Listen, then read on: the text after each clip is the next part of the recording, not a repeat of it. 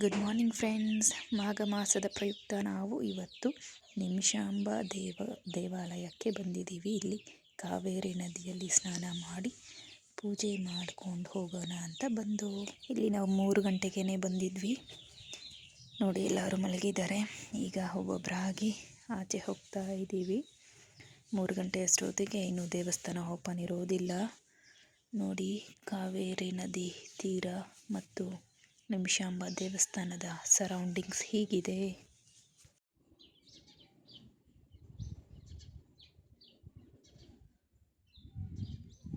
ಇಲ್ಲಿ ವಿಶೇಷತೆ ಅಂದರೆ ಶ್ರೀಚಕ್ರದ ಕುಂಕುಮ, ಅಮ್ಮನವರ ಮುಂದೆ ಇರುವ ಕುಂಕುಮ.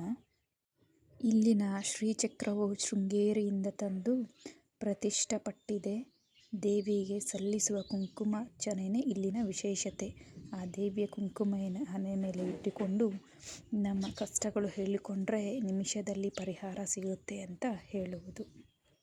ಇಲ್ಲಿ ನಾವು ದರ್ಶನ ಮಾಡಿಕೊಳ್ಳುವ ದೇವತೆಗಳು ಬಂದು ಶ್ರೀ ನಿಮಿಷಾಂಬ ದೇವಿ ಅಂದರೆ ಪಾರ್ವತಿ, ಸೂರ್ಯದೇವ, ಗಣಪತಿ, ಮೊಕ್ತಿಕೇಶ್ವರ ಮತ್ತು ಲಕ್ಷ್ಮೀನಾರಾಯಣ ಸ್ವಾಮಿಗಳು. 3 ಗಂಟೆ ಆಗಿರೋದ್ರಿಂದ ಕ್ಲಾರಿಟಿ ಇಲ್ಲ, ವಿಡಿಯೋ ಕತ್ಲು ಇದೆ.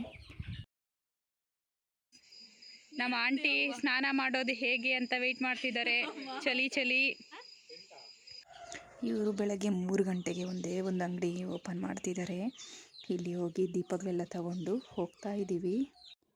ಇಲ್ಲಿ ಕಾವೇರಿ ನದಿಯಲ್ಲೇ ಒಂದು 5 ಕಲ್ಲನ್ನು ತಗೊಂಡು ಪೂಜೆ ಮಾಡಬೇಕು ಅಂತೆ.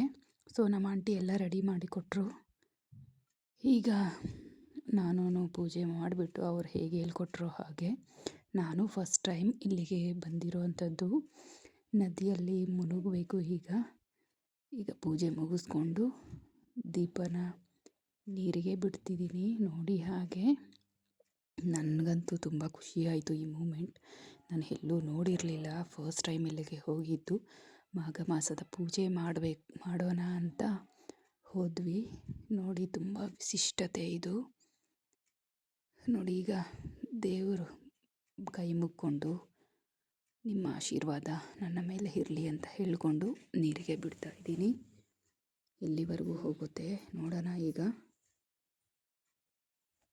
ಖುಷಿನೂ ಆಗ್ತಿತ್ತು, ಹಾಗೆ ಸ್ವಲ್ಪ ಭಯನೂ, ಎಲ್ಲಿ ದೀಪ ನೀರಲ್ಲಿ ಮುಳುಗೋಗುತ್ತೋ ಅಂತ ಭಯ. ಆದರೆ ಏನೂ ಆಗಿಲ್ಲ. ಕೊನೆಯವರೆಗೂ ನನ್ನ ದೀಪ ಹೋಯಿತು. ತುಂಬಾ ಖುಷಿಯಾಯಿತು ಈ ಮೂಮೆಂಟ್. ನೋಡಿ ಲಾಸ್ಟ್ವರೆಗೂ ಹೋಯಿತು.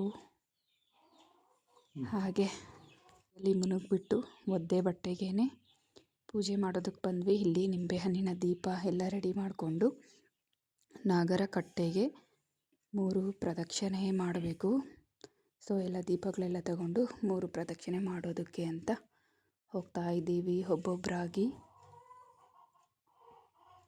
ತುಂಬ ಕತ್ಲು ಇರೋದ್ರಿಂದ ಕ್ಲಾರಿಟಿ ಬರ್ತಿಲ್ಲ ವಿಡಿಯೋ. ಒಬ್ಬೊಬ್ಬರಾಗಿ ಒದ್ದೆ ಬಟ್ಟೆಗೇ ಹೋಗಬೇಕು ಅಂತ ಇಲ್ಲಿ. ನೋಡು ನಮ್ಮ ಆಂಟಿ, ನಮ್ಮ ಅಕ್ಕ ಎಲ್ಲರೂ ಬರ್ತಿದ್ದಾರೆ.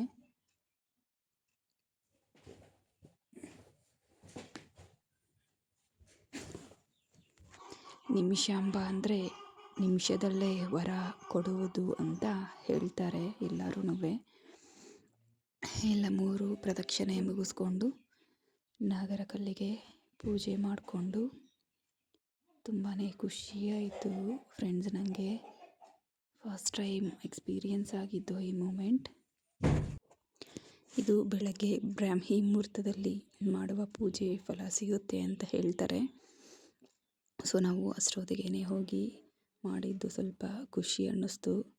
ಹಾಗೆ ನಮ್ಮ ಕಷ್ಟನೂ ಪರಿಹಾರ ಆಗಲಿ ಅಂತ ಸೊ ನಾಗರ ಕಟ್ಟೆಗೆ ಪೂಜೆ ಎಲ್ಲ ಮುಗಿಸ್ಕೊಂಡು ಒಬ್ಬೊಬ್ಬರಾಗಿ ಮನಸ್ಫೂರ್ತಿಯಾಗಿ ಪೂಜೆ ಮುಗಿಸ್ಕೊಂಡು ನಾವು ತುಂಬ ಖುಷಿಯಾಯಿತು. ಇಲ್ಲಿ ನೋಡಿ ನಾಗರ ಕಲ್ಲು, ಹಾಗೆ ಸರೌಂಡಿಂಗ್ಸ್ ಎಲ್ಲ ಚೆನ್ನಾಗಿದೆ.